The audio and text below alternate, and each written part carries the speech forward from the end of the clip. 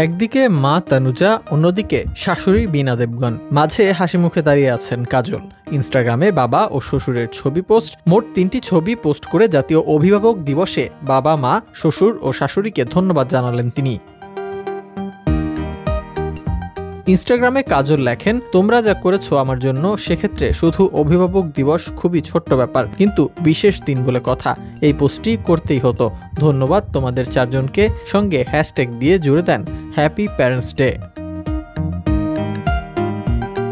কাজলের আবেগঘন পোস্ট এখন সোশ্যাল মিডিয়ায় ভাইরাল। নেটিজেনরা শুভেচ্ছা জানিয়েছেন বলিউড অভিনেত্রীর অভিভাবকদের। বলে রাখা ভালো, সম্প্রতি মা ছবিতে ব্যাপক সাফল্য পেয়েছেন অভিনেত্রী।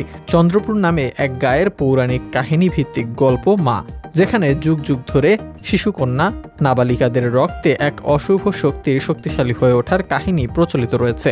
সেই গ্রামের মেয়ের সঙ্গে এসে বিপাকে পড়েন কাজল।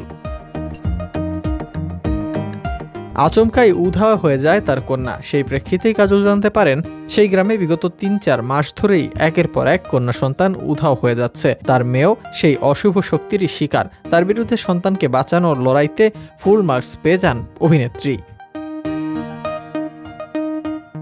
এছাড়া ইব্রাহিম আলী খানের দ্বিতীয় ছবি সরজমিনেও দেখা গিয়েছিল কাজলকে।